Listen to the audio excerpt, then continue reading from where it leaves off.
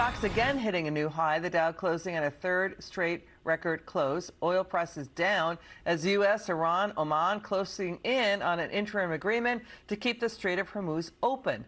But there's a report, too, the emerging deal would meet some of Iran's demands, possibly more of Iranian control over the Hormuz Strait. Fox News correspondent Steve Harrigan joins us live from Tel Aviv with more. Steve, always great to see you. What more can you tell us?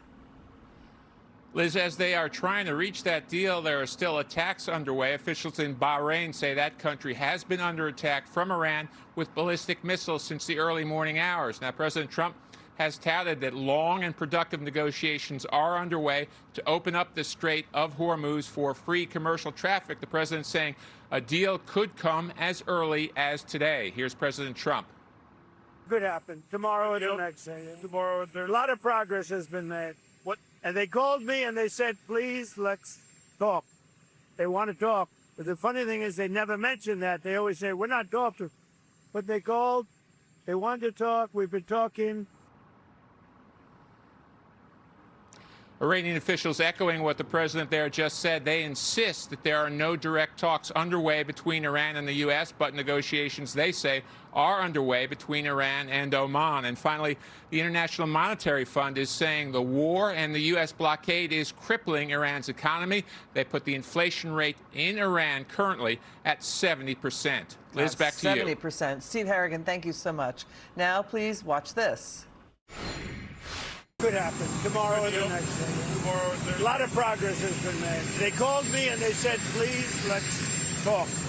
They want to talk. The funny thing is they never mention that. They always say, we're not talking. But they called. They wanted to talk. We've been talking. They want to make a deal. They do not want to be hit. This was the biggest hit since World War II, as I said. They did not, and they saw it happening. They saw all the goods being loaded. They saw everything. They knew exactly what was happening. And I think they'd be very smart to make a deal. We'll see what happens.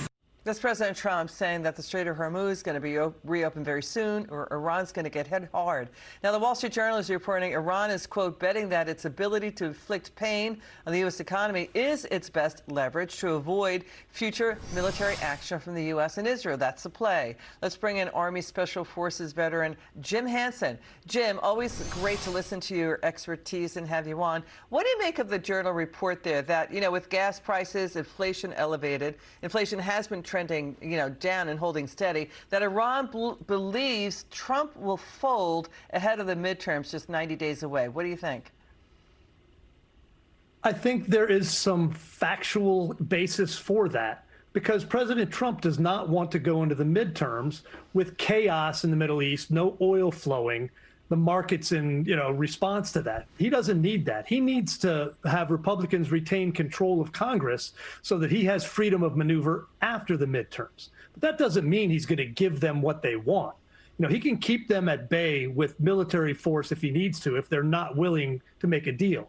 I think between now and the midterms, he'll mitigate what damage they can cause to oil prices and our economy, and he'll hope that they will sign some sort of a short-term deal. After the midterms, I wouldn't want to be them. That's interesting. So after the midterms, it could get worse for Iran, you think, because now there's talk that Iran wants to charge a temporary service fee on inbound vessels coming in that use a shipping lane that hugs along Iran's coastline, while outbound traffic would move through a channel closer to Oman. They would split the revenues with Iran and Oman. The president does not want any fees whatsoever in the Strait of Hormuz. What do you think?